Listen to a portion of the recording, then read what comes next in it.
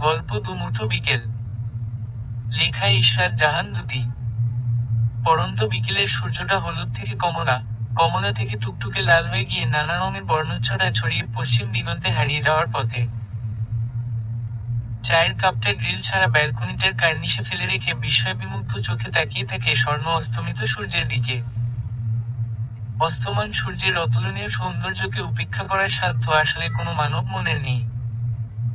সামনের খোলা ছোট মাঠটাতে পাড়ার বাচ্চাদের হই হুল্লোড় লেগেছে। ওদের কোলাহলের আওয়াজে স্বর্ণ সম্বিত ফিরে পেল। মোবাইলে সময়টা একবার দেখে নিল সে। অনেকক্ষণ হলো বিদ্যুৎ গেছে, এখনো আসেনি। তার নানা বাড়িতে এই একটাই সমস্যা, একবার লোডশেডিং হলে সহজে আর ফিরে আসে না। নানিবু পাশের বাড়িতে গল্পে মজে আছেন, আর নানা ভাই রোজ বিকেলে এই বাজারে চায়ের নেশায় ছুটে যান। এখানে এলে স্বর্ণর অধিকাংশ সময় একাই কাটে। নানিবুর সাথে বসে টুকটাক গল্প হয়, তবে বেশিরভাগটাই একাকী কাটে তার ফোনের সঙ্গে। পাশেই অবশ্য তার বাবার মামা বাড়ি। ও বাড়িতে খুব কমই যাওয়া হয়। তাদের সঙ্গে সম্পর্কটা ঠিক স্বচ্ছ নয় তার পরিবারের। তবে সে বাড়িতে একটা চাচাতো বোন আছে স্বর্ণর। সে সুযোগ পেলেই লুকিয়ে চলে আসে তার কাছে। আজ রাতেও আসবে। অচেনা নাম্বার থেকে হঠাৎ কল এলো স্বর্ণর ফোনে। নাম্বারটা দেখা মাত্র নাম্বারের মালিক কে তা বুঝতে সময় লাগলো না ওর। দুপুরে আসা পাত্রপক্ষের স্বয়ং পাত্রই ফোন করেছে তাকে। ভীষণ বিরক্ত হলো সে। এত হ্যাংলা কেন ছেলেটা? দুপুরে দেখে গিয়ে বিকেলেই ফোন। এমনিতেই ছেলেটাকে পছন্দ হয়নি, তার উপর ছেলের এমন হ্যাংলামো স্বভাব অপছন্দের ওজনটাকে আরো ভারী করে তুলল তার। রিসিভ করলো না সে। ফোনটা বাজতে বাজতে কেটে গেল। ব্যালকনি থেকে চলে আসতে গিয়ে তার নজর পড়ল নিচে বাইক নিয়ে দাঁড়িয়ে থাকা অচেনা একটি যুবকের দিকে। পাত্রই সোজা চলে আসেনি তো আবার? এমনটা ভেবে কার্নিশের কাছে এগিয়ে এসে নিচে তাকালো স্বর্ণ। কিন্তু পাত্রের তো বাইক নেই। পাত্র বাইক চালাতে জানে না, সে নিজেই তা জিজ্ঞেস করেছিল। অবশ্য পাত্র এই যুবকের থেকে লম্বা বেশি, একদম তাল গাছের মতো।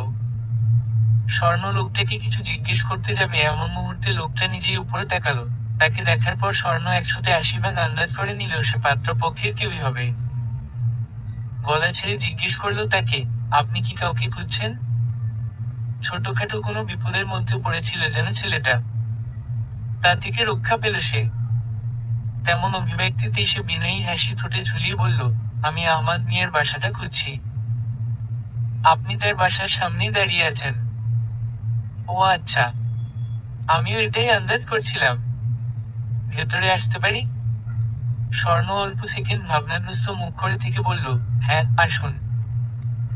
ছেলেটি দোতলা বাসাটার ছোট গেট পেরিয়ে ভেতরে এলো। সামনেই পড়ল দোতলায় ওঠার সিঁড়ি। স্বর্ণ সিঁড়ির কয়েক ধাপ উপরে দাঁড়িয়েছিল। ওকে দেখে ছেলেটি উপরে চলে এলো। ঘরে প্রবেশের দরজার মুখে দাঁড়িয়ে স্বর্ণ বলল, আপনি কি আহমাদ মিয়ার কাছে এসেছেন? তিনি তো বাসায় নেই। বাসার যে কোনো একজন সদস্য থাকলেই হবে। আমি আসলাম শেখের ছোট ছেলে। আজকে দুপুরে আমার ভাইয়ের জন্য এখানে মেয়ে দেখতে এসেছিল, সেই ব্যাপারেই এসেছি। আসলে ভাইয়ের সিভিটা তখন দেওয়া হয়নি, সেটা দিতেই পাঠানো হলো আমাকে। আপনি সিএম শেখেরই কেউ হবেন সেটা আন্দাজ করেছিলাম। চলুন ভেতরে গিয়ে কথা বলা যাক। স্বর্ণ থেকে সোজা ব্যালকনিতে বসতে দিল। বলল, বিদ্যুৎ নেই অনেকক্ষণ। ভেতরে গরম আর ঘরটাও অন্ধকার হয়ে আছে, তাই ব্যালকনিতে বসতে দিলাম। সমস্যা নেই, মধুখালীর বিদ্যুৎ ব্যবস্থা এমনই, জন্মের পর থেকেই দেখছি। হু, আপনারা তো এখানেরই বাসিন্দা। আপনার নামটা কি? সাইবু শেখ। সিএম শেখের ছোট ভাই। সে তো বুঝতেই পেরেছি। কি খাবেন বলুন? আসলে আমি তেমন রান্না বান্না কিছু জানি না যে ঝট করেই কিছু বানিয়ে আনবো। চা বা কফি করে দিই কিছু? আরে আপনি ব্যস্ত হবেন না, আমি সিভিটা দিয়েই চলে যাব। আপনি নিশ্চয়ই পাত্রী? প্রশ্নটা করে এতক্ষণের মাঝে সাইবু স্বর্ণর দিকে সরাসরি নজরে তাকালো। স্বর্ণ বলল, কনফিডেন্টলি বলতে পারেন। প্রশ্ন করার কিছু নেই, আমিই পাত্রী। বসুন, কফি আনি আপনার জন্য। সাইবু তার বিনয়ী হাসি ধরে বলল, ব্যস্ত হবেন না প্লিজ, আমি কিছু খাবো না। বলে ফাইল থেকে সিভিটা বের করলো সে। স্বর্ণর দিকে সেটা এগিয়ে দিয়ে বলল, এটা রাখুন, আমি এখনই উঠব। সিভিটা নিয়ে স্বর্ণ সেটাতে চোখ বুলাতে বুলাতে জিজ্ঞাসা মুখভঙ্গি করে বলল, আপনার ভাইয়ের সঙ্গে তো সরাসরি কথা হলো, তার বায়োডাটা তো তার মুখেই শুনলাম, তাহলে আবার সিভি কেন? প্রশ্নটায় সাইবু নিজেও হতবুদ্ধি হলো। সেটাই তো, যেখানে সরাসরি কথা বলে গেল তাহলে আবার সিভি কেন দিতে পাঠালো ভাইয়া? বিব্রত হয়ে পড়ল সে। বলল, ব্যাপারটা ক্লিয়ারলি আমি নিজেও বলতে পারছি না, হয়তো দিতে হয় এটা, কিংবা আপনি যাতে সিভি দেখে ভালোভাবে ভাইয়ের কোয়ালিফিকেশন জানতে পারেন, এর জন্যই। স্বর্ণ তার নিজস্ব ঢঙে ভ্রু উঁচিয়ে মুখটা নাচাল, যেন সে বুঝতে পারল ব্যাপারখানা। সাইবু বিব্রত মুখভঙ্গিতেই শুধাল, কিছু মনে না করলে আমি কি আপনাদের ওয়াশরুমটা ব্যবহার করতে পারি?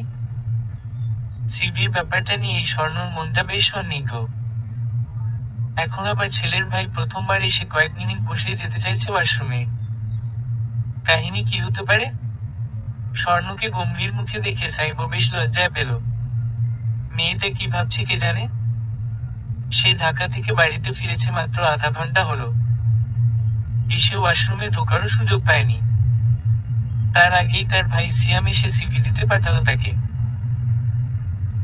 বিয়ের বিষয় খুব সেন্সিটিভ হয় বলে সে 2 ঘন্টা ধরে চেপে রাখা বাথরুম আবার চেপে ধরেই বাইক টেনে চলে এলো পাত্রীর বাসায়।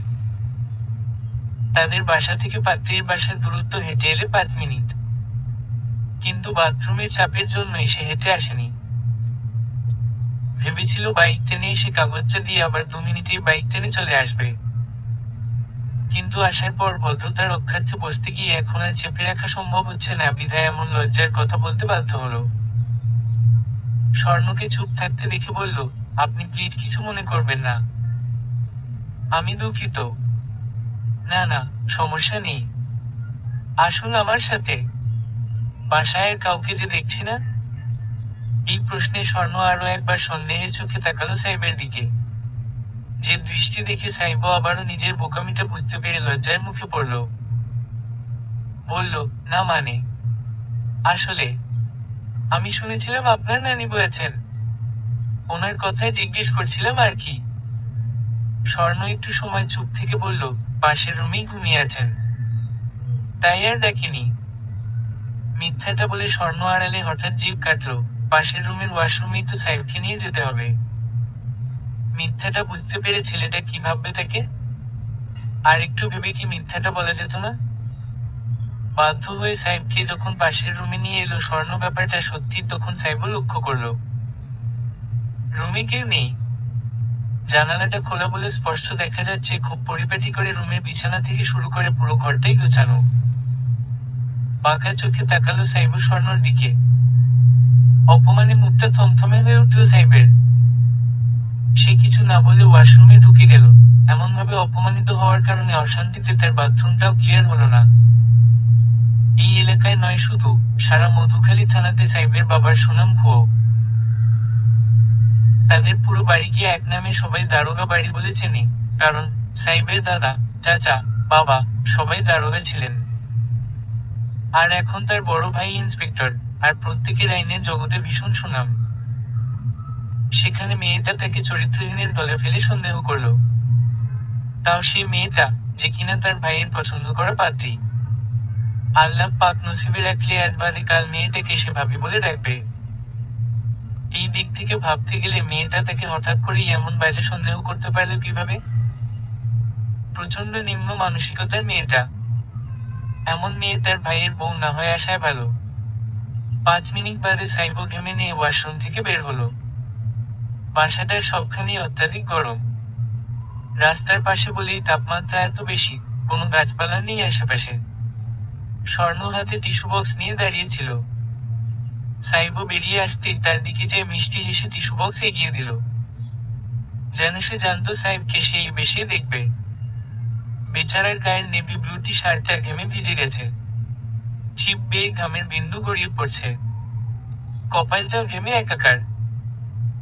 সামনের উপর কোনো আজব প্রাণী দেখছে সাইবুল তেমন ভাবে তাকিয়ে থাকলো স্বর্ণকে হাতে টিস্যু বক্স নিয়ে দাঁড়িয়ে থাকতে দেখে। স্বর্ণ হাসতে হাসতে বলল, আসলে অতিরিক্ত গরম পড়লে ওয়াশরুমে যেই যায় সেই এমন অবস্থায় বের হয়। আপনার বেলাতেও যে তার বিপরীত কিছু হবে না তা তো জানি, তাই আগে থেকে এটা নিয়ে অপেক্ষা করছিলাম। স্বর্ণর কথা শুনে আর তার একটু আগের মিথ্যার জন্য সাইবুল তাকে মনে মনে পাগল ছাগল সম্বোধনটাই করলো। বড্ড আজব মেয়ে, এমন অদ্ভুত ধাঁচের মেয়ে সে আগে কখনো দেখেনি। চোখ মুখ কুঁচকে তাকিয়ে টিস্যু নিয়ে মুখ, গলা, ঘাড় মুছে নিল সে। স্বর্ণ বলল, একটু বসুন, আমি ঠান্ডা শরবত করে আনছি। তার একটু আগের মিথ্যার কথা মনে পড়ে সাইবো বেশ কাঠ গলায় বলে উঠল তখন, ধন্যবাদ, কোনো প্রয়োজন নেই, আমি আসছি। বলেই সে পা বাড়াল ঘরের বাইরে। স্বর্ণ তার রাগ হওয়ার ব্যাপারটা বুঝতে পেরে বলল, আরে দাঁড়ান, এভাবে খালি মুখে চলে যাবেন নাকি? পকেটে একটা হাত ঢুকিয়ে সাইবো ঘুরে দেখালো। শাক গলায় বলল, অনেক ধন্যবাদ, আপনার আতিথেয়তায় আমি ভীষণ সন্তুষ্ট, আর প্রয়োজন নেই। স্বর্ণ মুখোমুখি এসে দাঁড়ালো সাইবের। আপনি কি রেগে গেছেন মিথ্যা বলেছি বলে? আপনি যেভাবে হুট করে ওয়াশরুম যেতে চাইলেন আবার জিজ্ঞেস করলেন বাসায় কে নেই নাকি, এসব কারণেই একটু সন্দেহ করেছিলাম। এবার সাইবের লাগাম টেনে ধরা মেজাজ ছুটে গেল। উইয়ার্ড না ব্যাপারটা? আপনি আমাকে কি ধরনের সন্দেহ করেছেন তা বুঝতে পারছেন? আমার ভাইয়ের পছন্দ করা পাত্রী আপনি। ভাগ্যে থাকলে আপনার সঙ্গে আমার সম্পর্কটা হবে ভবিষ্যতে দেবর আর ভাবির। এই ধরনের সন্দেহ আপনি কিভাবে করতে পারলেন? স্বর্ণ নির্বিকার ভঙ্গিতে বলল, আমার মনে হয় না আমার এমন ভাবনা হওয়াটা অস্বাভাবিক বা অদ্ভুত কিছু। কারণ আপনি এসেছেনই একটা কোজলেস ব্যাপার নিয়ে, তারপর আপনার হাবভাবও অনেকটা অস্বাভাবিক লেগেছিল। এই কারণেই। এক সেকেন্ড, কোজলেস ব্যাপার নিয়ে এসেছি মানে? আপনার ধারণায় এই সিভি দিতে আসাটা আমার একটা বাহানা মাত্র? তেমনটাই তো? না হলে আপনার ভাইয়ের সাথে আমার সামনাসামনি সব কথা হয়েছে এ ব্যাপারে। তাহলে আবার পরবর্তীতে সিভি পাঠানোর তো কোনো এক্সাক্ট কারণ দেখি না। যাই হোক, আপনি যে উদ্দেশ্য নিয়েই আসুন, কিন্তু আমার আপনাকে নিয়ে করা ওই ধারণাটা বোধহয় ভুল ছিল। তার জন্য সরি। রাগের অপমানে সাইবো আর কথা বলতে পারল না। ভাগ্যিস মেয়েটা নিজের বাড়িতে দাঁড়িয়ে, না হলে এর যোগ্য জবাব সহ একটা উচিত শিক্ষা সে দিয়ে যেত তাকে। মেয়ে নিজেকে কিভাবে, খুব অহংকার তার নিজেকে নিয়ে, উদ্বুক শ্রেণীর মানুষ একটা। আপনি পুরোই একটা পাগল। বলে আর দাঁড়ালো না সাইবো। স্বর্ণ থেকে জবাব দেওয়ারও সুযোগ পেল না। ব্যালকনিতে ফিরে গেল সে। ভাবল সেখানে দাঁড়িয়ে জবাবটা দেবে, কিন্তু তখন নজরে পড়ল চেয়ারে সাইবের ওয়ালেট পড়ে আছে। সেটা দেখে বেশ খুশি হলো স্বর্ণ। সাইবকে দ্বিতীয়বার ফিরে আসতে হবে এই ভেবে।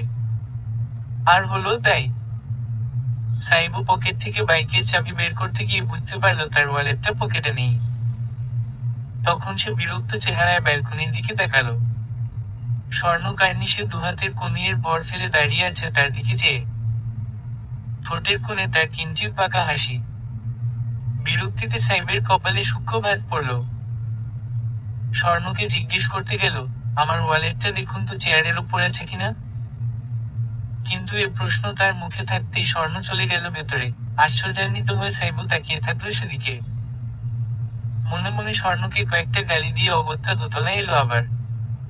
দরজাতে কয়েকবার নক করার পর স্বর্ণ এসে দরজাটা খুলল। স্বর্ণকে কিছু বলার সুযোগ না দিয়ে সাইবু বলল, আমি আমার ওয়ালেটটা ফেলে গিয়েছি বোধ হয়। দরজার মুখ থেকে সরে দাঁড়ালো স্বর্ণ। বলল, আসুন, এসে খুঁজে দেখুন। প্রচন্ড মেজাজ খারাপ নিয়ে সাইবু ঘরে এলো। ব্যালকনিতে গিয়ে খুঁজলো কিন্তু সেটা পেল না। সন্দেহের চোখে তাকালো স্বর্ণর দিকে। স্বর্ণ তখন জিজ্ঞেস করলো, পাননি? ওয়াশরুম গিয়ে খুঁজে দেখবেন একবার। এরপরই সাইবের নজর পড়ল স্বর্ণর কোমরের দিকে। আকাশী বর্ণের জর্জেট শাড়িটা সরে একটুখানি কোমর বেরিয়ে গেছে তার। সেখানেই ওয়ালেটটা গুজে রাখা। হয়তো সেটা গুজতে গিয়েই কোমর বেরিয়ে গেছে। সাইবো বিস্মিত হলো ঠিকই স্বর্ণ রেহেন কাণ্ডে। সেই সাথে রাগও হলো তার। এমন অসভ্য ধরনের মেয়েকে কিনা তার ভাই পছন্দ করে গেছে। কোনো লজ্জা বা ভনিতা ছাড়াই সে সরাসরি বলল, ওয়ালেটটা দিন। স্বর্ণ যেন বিস্মিত হলো তার কথায়। তেমন অভিব্যক্তিতে বলল, আরে, আমি নিয়েছি আপনার ওয়ালেট? কখন দিলেন আমাকে? দেখুন, আপনি বড্ড ফাজলামো করছেন। আমার একদম ইচ্ছা নেই আপনার সাথে এমন ফালতু সময় কাটানোর। চড়া গলায় বলল এবার সাইবো।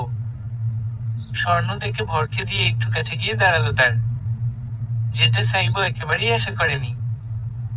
একটু নার্ভাস হয়ে পড়ল সে। এমন সাংঘাতিক মেয়ের পাল্লায় সে আগে কখনো পড়েনি। পিছু হটল সে কিছুটা। স্বর্ণ বলল, আপনি এত শিওরলি কেন বলছেন আপনার ওয়ালেট আমি চুরি করেছি? মাঠের সাথেই একটা মসজিদ। মসজিদের ইমাম মাইকে ফুঁক দিচ্ছেন। একটু বাদেই মাগরিবের আজান দেবেন। সেটা খেয়াল করে সাইবো বেশ শান্ত সুরে বলল, আমি দেখেছি আমার ওয়ালেটটা আপনার কাছে। আপনি আমার সাথে বেহুদা মজা করছেন। আর আপনার সাথে আমার নিশ্চয়ই কোনো মজার সম্পর্ক তৈরি হয়নি যে আপনি এমন মজা করবেন আমার সাথে। আমাকে ফিরতে হবে। ওয়ালেটটা দিন প্লিজ। আরে আশ্চর্য, আপনি বলবেন তো আমার কাছে আপনার ওয়ালেট কেন থাকবে? হতেও তো পারে আপনি আসার পথে ফেলে এসেছেন ওটা। নিশ্চিত হচ্ছেন কি করে যে ওয়ালেটটা এখানেই আছে? স্বর্ণর এমন আজগুবি আচরণ দেখে সাইবো বেশি সময় মাথা ঠান্ডা রাখতে পারল না। চেহারায় রাগ ফুটিয়ে বলল, ফাজলামি শুরু করেছেন? আমি স্পষ্ট দেখতে পাচ্ছি আপনি ওটা কোমরে গুজে রেখেছেন, তাও বারবার মিথ্যা বলছেন। সমস্যা কি আপনার? সিরিয়াসলি পাগল টাগল নাকি আপনি? স্বর্ণ চোখ গরম করে তাকিয়ে রইল ওর দিকে। তারপর কোমর থেকে ওয়ালেট বের করে বলল, এটা আপনার ওয়ালেট? ওয়ালেটটা দেখে খানিকটা বোকা বনে গেল সাইবো। সেটা একটা লেডিস ওয়ালেট। কি বলবে সে ভেবে পেল না। তবে কি সে তার ওয়ালেটটা বাসাতেই ফেলে এসেছে? কিন্তু সে সময় তো সে পায়নি। না, মেয়েটা তার সাথে ফাজলামো করছে। কিন্তু সে প্রমাণই বা করবে কি করে যে ওয়ালেটটা সেই নিয়েছে? প্রলম্বিত শ্বাস ছেড়ে সাইবো হাল ছেড়ে দিল। কারো বাসায় এসে তাকে চোর প্রমাণ করা খুবই কঠিন। তার উপর মেয়েটা একেবারেই পাগল। এই জীবনে স্বীকার করবে কিনা সন্দেহ। ওয়ালেটে খুব দরকারি কিছু নেই, কয়েক হাজার টাকা আর নিজের ভিজিটিং কার্ডটা ছাড়া। তাই আর কথা বাড়াল না সে। চেহারা কাঠিন্য করে একবার স্বর্ণর দিকে তাকিয়ে চলে গেল। পাশাপাশি শুয়ে জানালার গ্রিলের ফাঁকে দুপা তুলে অবলীলায় ফোন চাপতে ব্যস্ত স্বর্ণ আর মিম। রুমের লাইট বন্ধ। খোলা জানালার ফাঁক গলে মৃদু বাতাস ঝাপটে পড়ছে তাদের গায়ে। দুজনই আজকে দেখতে আসা পাত্রের ফেসবুক প্রোফাইল ঘাটাঘাটি করছে। স্বর্ণ অবশেষে ফ্যামিলি মেম্বারে সাইবের ফেসবুক অ্যাকাউন্টটা পেয়ে গেল। উচ্ছ্বসিত কণ্ঠে বলে উঠল, পেয়ে গিয়েছি রে মিম, পেয়ে গিয়েছি। মিম এক ঝলক তার ফোনের দিকে তাকালো। প্রোফাইলের ছেলেটা তো আজকের দেখতে আসা পাত্র নয়। জিজ্ঞেস করলো, এটা কে রে আপু? পাত্রের ভাই নাকি? চেহারায় তো মিল লাগছে। হ্যাঁ, পাত্রের একমাত্র ছোট ভাই সাইবু শেখ। পাত্রের থেকেও পাত্রের ভাই জোশ রে। কি স্টাইল! কালো শার্ট ইন করা, শার্টের টপ বাটন তিনটা খোলা, ফর্সা বুকের লোমগুলো একটু উকিঝুঁকি দিচ্ছে মনে হচ্ছে। শার্টের বুকে আবার সানগ্লাস ঝুলিয়ে রেখেছে। হাসিটা তো মারাত্মক আপু। কেমন যেন মনে হচ্ছে লজ্জা পেয়ে ঠোঁট দুটো চেপে ধরে হাসছে। একদমই ইনোসেন্ট ফেস। বাইকের সঙ্গে হেলে দাঁড়ানো। বাইকটা কি নিজেরই? এখানে যা দেখছিস পুরোটাই ওর নিজের। এমন বাইক লাভারই তো দরকার ছিল আমার। মিম একটু ভ্রু কুঁচকাল। ধুর, তুই পাত্রের ভাইয়ের দিকে নজর দিচ্ছিস কেন? এটা আমার জন্য ফিক্স করে দে। স্বর্ণ কোনো উত্তর দিল না। ঠোঁটে জড়িয়ে আছে তার মৃদু হাসি। কোমর থেকে সাইবের ওয়ালেটটা বের করলো সে। মিমকে জানালো, কাহিনী না জেনে আগেই লাফালাফি করিস না। পরে আছাড় খাবি। এটা দেখ। বলে মিমের হাতে ওয়ালেটটা তুলে দিল। এটা কার ওয়ালেট? সাইবের। চুরি করেছি। মিম বিস্ফারিত চোখে তাকালো, মানে? কেমনে কি? স্বর্ণ মিমকে বিকালের পুরো ঘটনা জানালে মিম বলল, সব বুঝলাম, কিন্তু ওয়ালেট চুরি করতে গেলি কেন? কি ভাবলো বলতো ছেলেটা?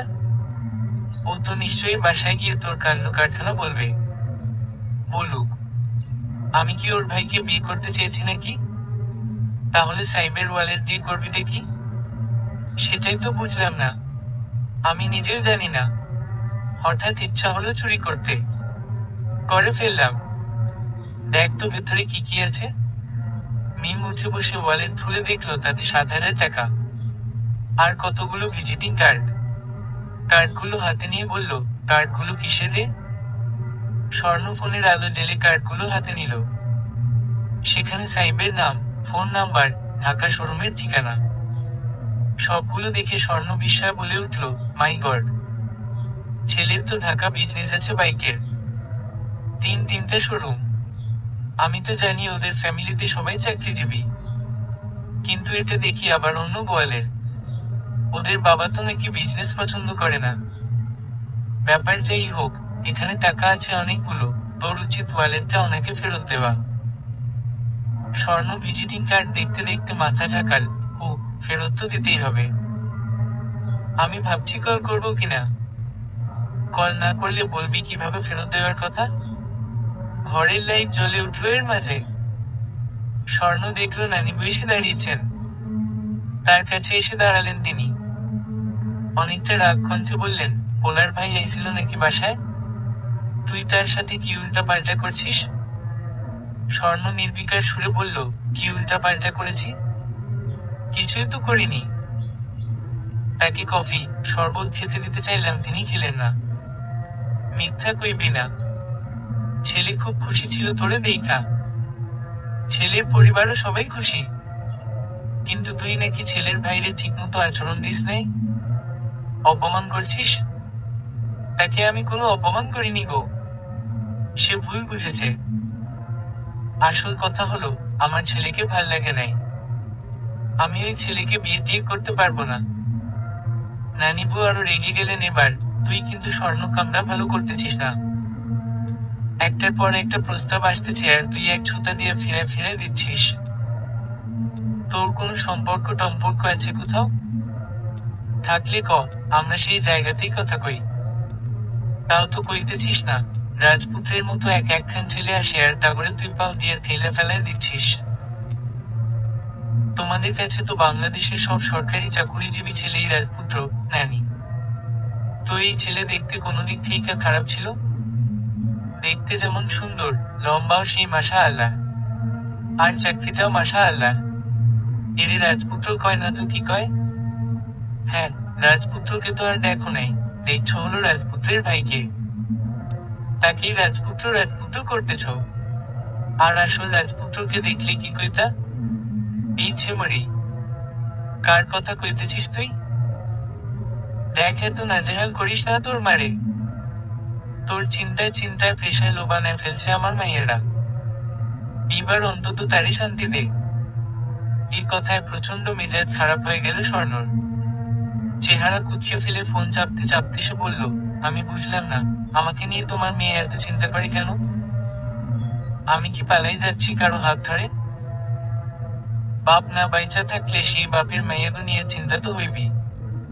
তোর বাপ নাই, তোর মা ওইখানে তোর চাচাগো মধ্যে তোরে নিয়ে এতকাল একা একা কেমনে টিকা আছে তা কি বুঝোস? একখান জামাই হইলে মাথার উপর একখান বেটা মানুষের ছায়া পাবি তোরা। আর তুই সেইখানে হুন্ডাওয়ালা জামাই ছাড়া বিয়ে করবো না কইরা কত ভালো ভালো ছেলে ফিরার দিলি।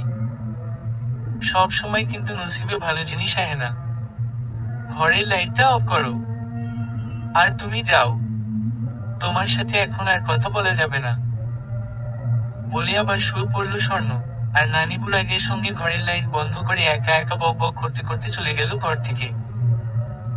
মিম বলল, নানি কিন্তু খারাপ কিছু বলেনি আপু। আসলেই তো ভালো ছিল আজকের ছেলেটা। তুই শুধু শুধু না করলি। আমার বাইকওয়ালা ছেলেই চাই। এই ছেলে ভালো হলেও আমার মনে ধরেনি, তাও ধরতো যদি বলতো আমার বাইক আছে। এমন একটা দারোগা, তার কিনা বাইক নেই, আবার নাকি বাইক চালাতে জানে না। কেমন অবিশ্বাস্যকর কথা, পুরোই নাদান একটা। আর এই ওয়ালেট এখন কিভাবে দিবি সেটা ভাব। দেখা করবো ওর সাথে? বাইরে কোথাও? হ্যাঁ, ওর সঙ্গে দেখা করে জাস্ট 10 মিনিট কথা বলবো। এই 10 মিনিটে ওর ওয়ালেটের কথা একদম ভুলে যাবে। ও যদি মনে করে এটা চায় তাহলেই আমি দেব, নয়তো কালও পাবে না। মিম দীর্ঘ একটা শ্বাস ছেড়ে ফোনে মনোযোগ দিল আবার। তারপর আফসোসের সুরে বলল, এই জীবনে ছেলেটা বোধ হয় আর ওর ওয়ালেট ফেরত পেল না। বাসা থেকে বেরিয়ে সাইবো মাত্রই মেইন রাস্তায় এসে দাঁড়িয়েছে। রাস্তার ওপাশে বন্ধু তুষারকে দেখতে পেয়ে হাতের ইশারায় তাকে ডাকতেই ফোনটা বেজে উঠল তখন। স্ক্রিনে অচেনা নাম্বারটার দিকে কয়েক সেকেন্ড ভ্রু কুঁচকে তাকিয়ে থেকে তারপর রিসিভ করলো সে। তুষার ততক্ষণে চলে এসেছে তার কাছে।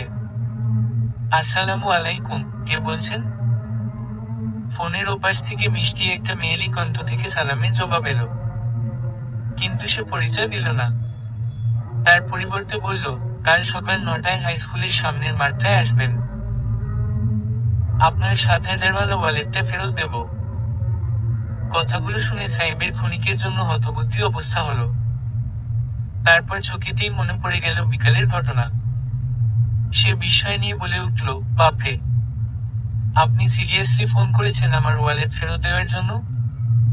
স্বর্ণর কণ্ঠ থেকে এর উত্তরে ভেসে এলো, হাই স্কুলের সামনে যেখানে ফুচকা চটপটির দোকান বসে ওখানে সকাল 9টায় থাকবো আপনার ওয়ালেট নিয়ে।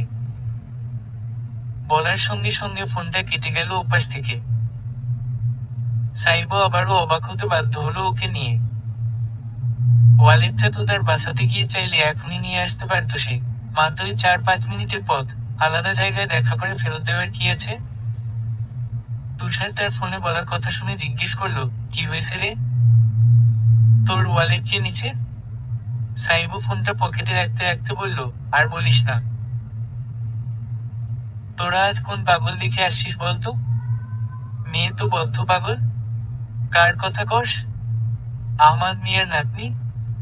হু, ওই যে ফোন করে বললি আমাকে পরী দেখে এসেছিস নাকি? মেয়ে তো পরী রে, মারাত্মক সুন্দর। তোর ভাল লাগে নাই? আরে মেয়ে সুন্দর না তা কি আমি বলছি? আমার ভালো লেগে কি হবে? মেয়ের মাথায় সমস্যা আছে। কথাটা বলে তুষারকে বিকালের ঘটনা খুলে বলল সে।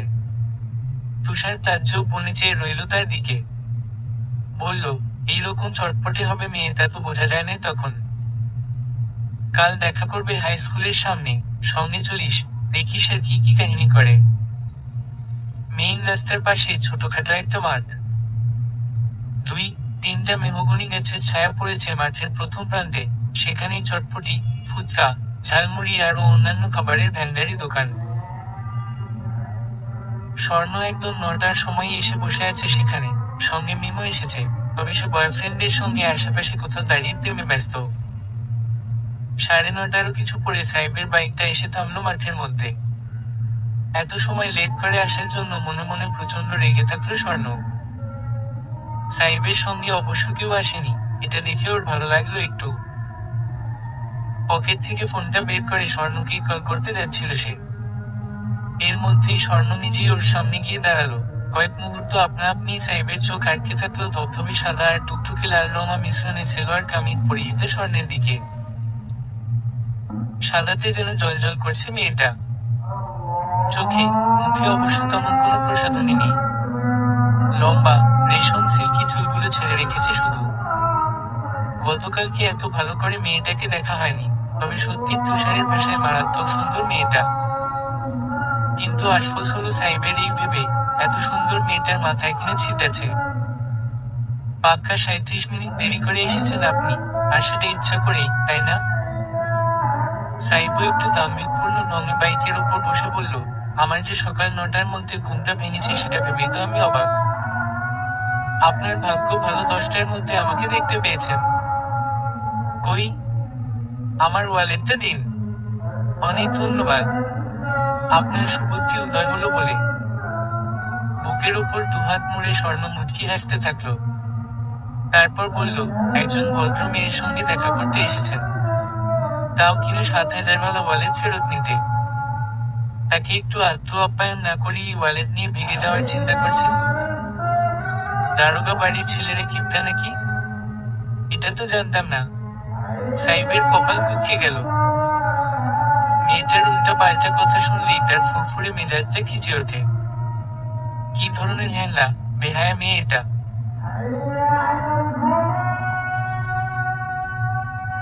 চেঁচে পড়ে খেতে চাইছে। মেয়েটার মতিগতি একদমই ভালো ঠেকেছে না সাইবের।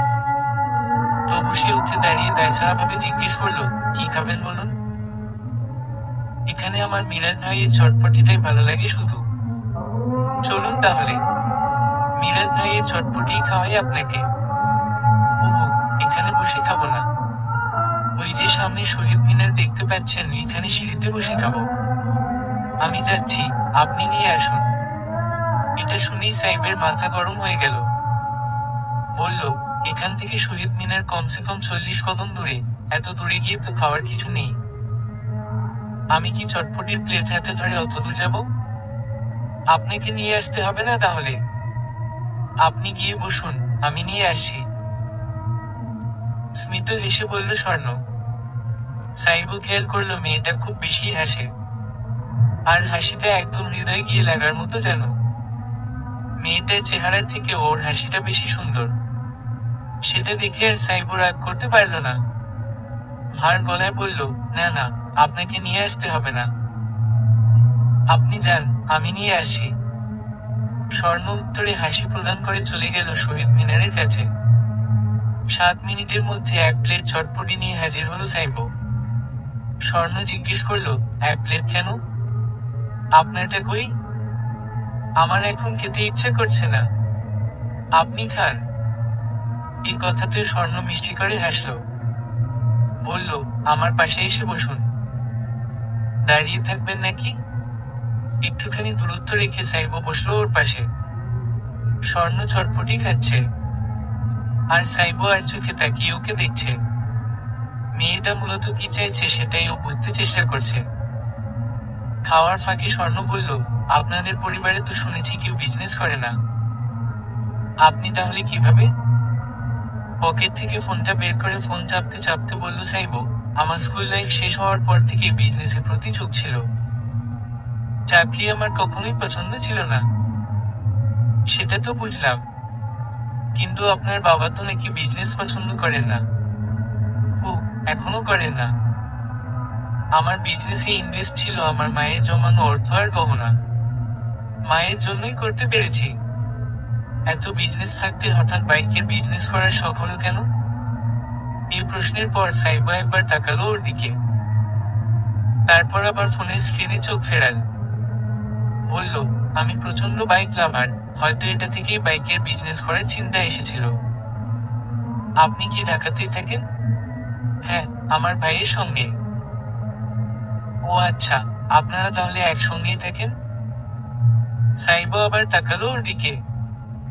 জিজ্ঞেস করলো, আমার ভাইকে নাকি আপনার পছন্দ হয়নি শুনলাম। তাহলে এত খোঁজ নিচ্ছেন কেন? স্বর্ণ নির্বিকার ভাবে বলল, ওনার খোঁজ হয়ে নিচ্ছি।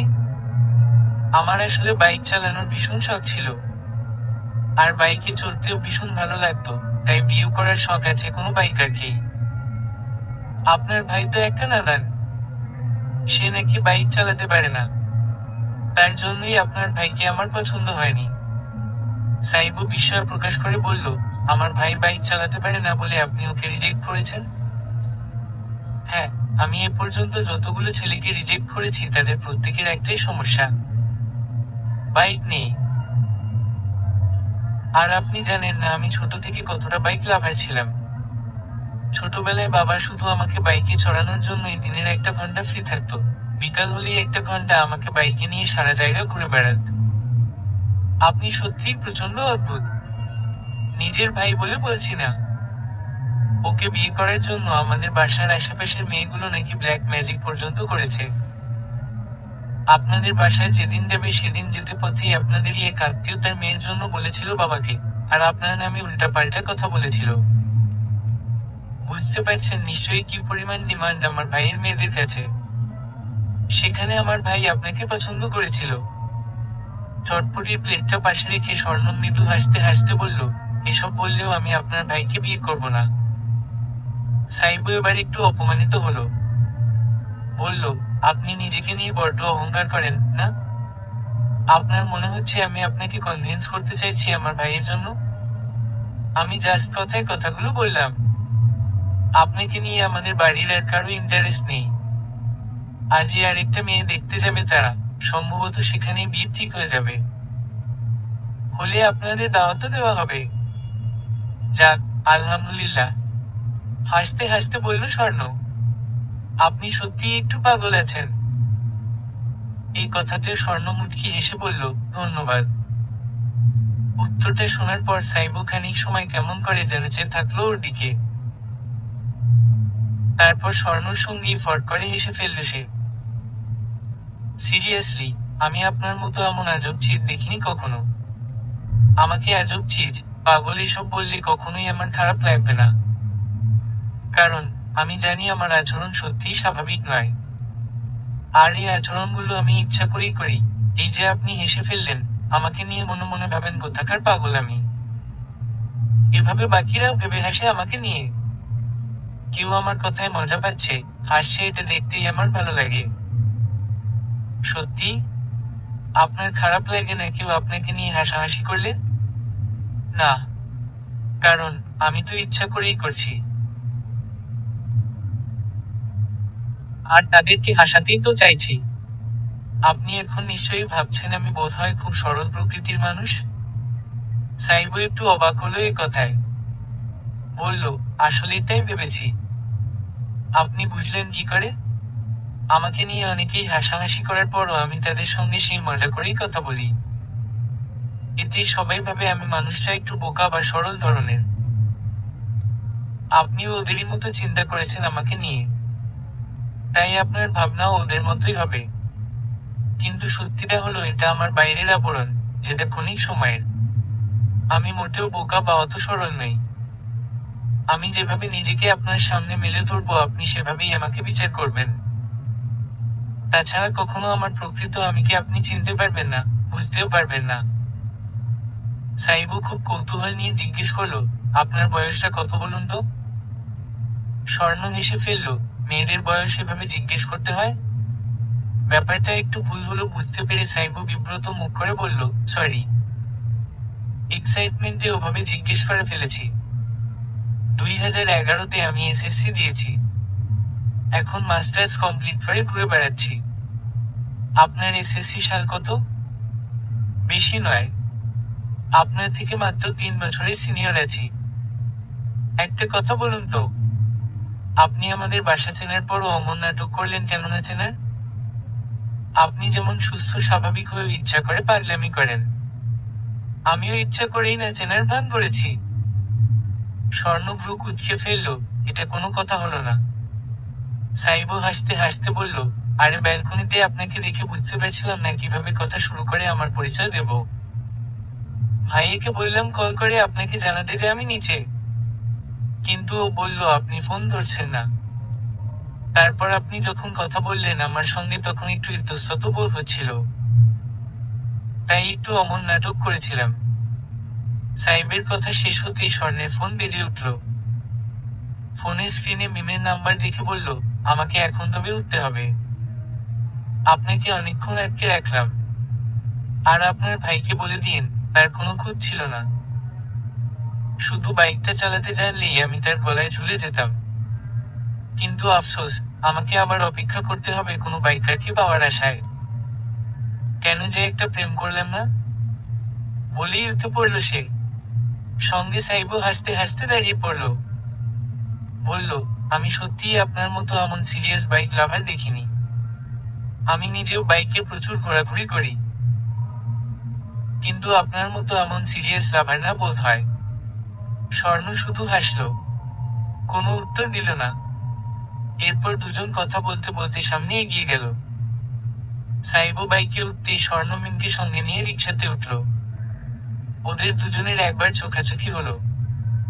দুজনই দুজনকে মিষ্টি করে হাসি প্রদান করলো। বাসায় ফিরে সেদিন সারাদিন না চাইতেও হুটহাট সাইবের স্বর্ণর কথা মনে পড়তে থাকলো। সন্ধ্যার পর যখন তুষারের সাথে দেখা হলো ওর, তখন ওকে সবকিছু বলতে তুষার বলল, ওর বাবা শুনেছি বাইক অ্যাক্সিডেন্টেই মারা গেছে।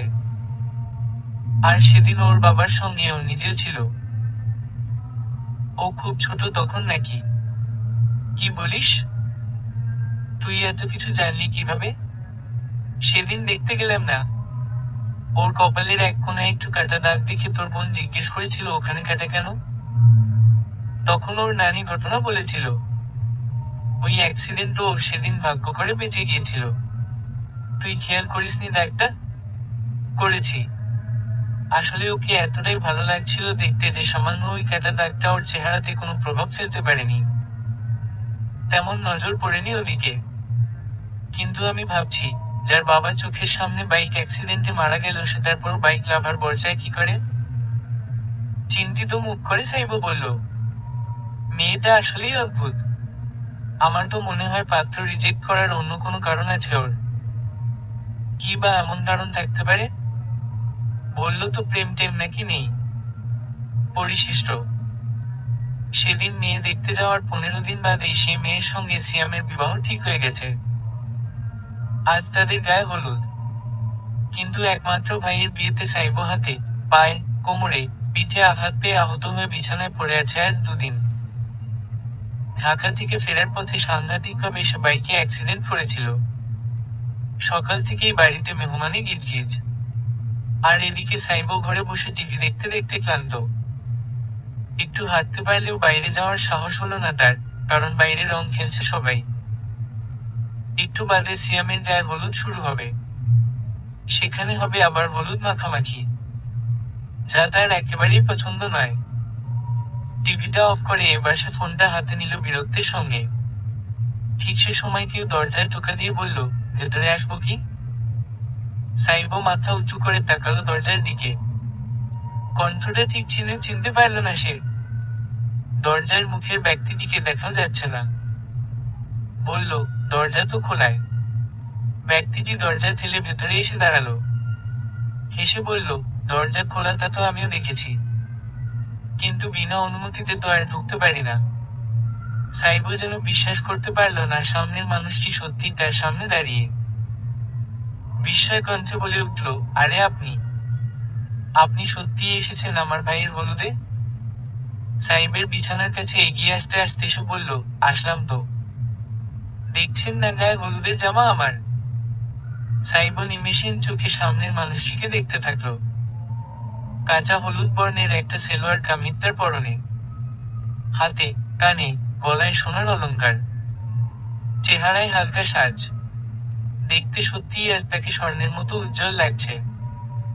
বলল, আজ আপনার নামটা সার্থক। স্বর্ণ হাসল শুধু। সাইব তাকে দাঁড়িয়ে থাকতে দেখে বলল, বসুন না। দাঁড়িয়ে আছেন কেন? স্বর্ণ তাকে অবাক করে দিয়ে তার একটু কাছে গিয়ে বসল। বুঝতে পারল সাইব কিছুটা বিব্রত বোধ করছে। তাই সে বলল, আমাকে বেহায়া লাগে আপনার তা আমি জানি, কিন্তু এখানে বসেছি একটা কারণে। কিছু কথা বলবো আপনাকে। 10 মিনিট সময় নিয়ে এসেছি। আপনি কি আমার বাসার মানুষের ব্যবহারে কষ্ট পেয়েছেন? ওরা আসলে আপনার না বলাটা ঠিক মেনে নিতে পারেনি বলে জিদের বর্ষে এভাবে এত দ্রুত ভাইয়ের বিয়ে ঠিক করেছে আর আপনাদেরকে আবার দাওয়াত করে এসেছে। আপনি সত্যিই আসবেন এটা ভাবিনি। কেউ কিছু বলেনি তো? আপনার বাসার মানুষ তো ভীষণ ব্যস্ত। তারা আমাকে দেখিয়েনি। আপনার কথা জিজ্ঞেস করলাম একজনের কাছে। তিনি বোধ হয় আমাকে চেনেন না। জানালো আপনি উপরে আছেন ঘরে। তাই সোজা এখানে চলে এলাম। একটা ব্যাপার ক্লিয়ার করি আগে। আমি আসলে এতটাও বেহায়া নই যে আপনার ভাইয়ের বিয়ের দাওয়াত পেয়ে এসেছি এখানে। আমি এসেছি আপনার সঙ্গে কথা বলতে। কেউ আমাকে কিছু বললেও আমি তাতে কিছু মনে করব না। আচ্ছা বলুন না, সমস্যা নেই। আমার বাসার লোক এতটা খারাপ না। দেখলেও কেউ কিছু বলবে না আপনাকে। স্বর্ণ হেসে একটু জানালার কাছে গিয়ে দাঁড়ালো। নিচে সিয়ামের গায়ে হলুদ শুরু হয়ে গেছে। সেদিকে ভ্রু কুঁচকে যে বলল, আপনার ভাইটা তো ভীষণ লুচু। এতগুলো কচি কচি মেয়ে তার গায়ে হলুদ মাখছে আর তিনি খিকখিক করে হাসছেন। একটুও লজ্জা নেই। মনে হচ্ছে আরো মজা পাচ্ছেন। স্বর্ণর কথায় সাইব হেসে ফেলল, হিংসা হচ্ছে নাকি আপনার? প্রশ্নটায় স্বর্ণ তাচ্ছিল্যের সাথে বাঁকা হাসল। সাইবু চেয়ে আছে ওর দিকে কেমন অন্যরকম চাউনিতে। সেদিন কথা বলার পর থেকে প্রায় 1 সপ্তাহ ধরে ওর কথা এক মুহূর্তের জন্য ভুলতে পারেনি সে। সেদিনে যে ওয়ালেটটা ওকে ফিরিয়ে দেয়নি স্বর্ণতা ওর মনে পড়েছিল 3 দিন পর। কিন্তু তারপরও ইচ্ছা করেনি ওকে ফোন করে বলতে, আমার ওয়ালেট আপনি ফেরত দিলেন না কিন্তু। মনে হচ্ছিল সাইবের এই কথাটা বললে যদি স্বর্ণ কষ্ট পায়। সে ওকে একেবারেই কষ্ট দিতে চাইছিল না বলেই ওয়ালেটের ফেরত চায়নি। শেষ কিছুদিনই কাজের চাপে অনেকটাই ভুলে গিয়েছিল সে স্বর্ণকে আর তার ওয়ালেটকেও। কিন্তু সে এই মুহূর্তে আবিষ্কার করলো মেয়েটাকে সে এক মুহূর্তের জন্য ভোলেনি। বরং ওকে কতটা মিস করছিল তা আজও চোখের সামনে না আসলে সে বুঝতেই পারত না। ইচ্ছা করছে না ওকে আর যেতে দিতে।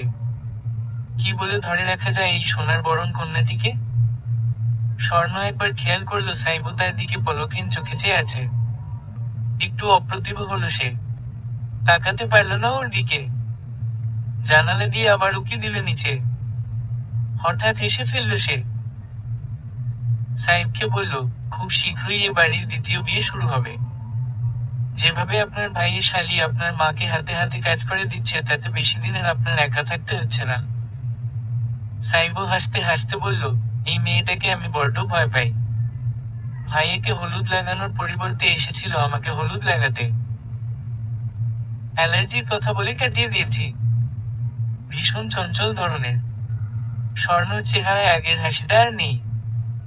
সাইবের কাছে এসে বসলো আবার। সাইবু এবার একটুও বিব্রত হলো না, বরং মনে মনে খুব খুশি হলো। চেয়ে থাকলো অনিমেষ দৃষ্টিতে ওর দিকে, যার জন্য স্বর্ণ আর বারবার বিব্রত হচ্ছে। নজর ঝুঁকিয়েই স্বর্ণ বলতে শুরু করলো, সেদিন আপনার সাথে 10 মিনিট কথা বলবো বলে ভেবে রেখেছিলাম। তাই 10 মিনিটে যতটুকু কথা বলা যায় বলে চলে এসেছিলাম। যার জন্য আমি সেদিন পুরো গল্পটা আপনাকে বলতে পারিনি। তাই আজ আবার 10 মিনিট নিয়ে আপনার কাছে এলাম। আমি খুব ছোটবেলাতে বাবাকে হারিয়েছি, এটা বোধ হয় জানেন। আমাকে বাইকে ঘুরতে নিয়ে গিয়েই আমার বাবার জানটা গেল।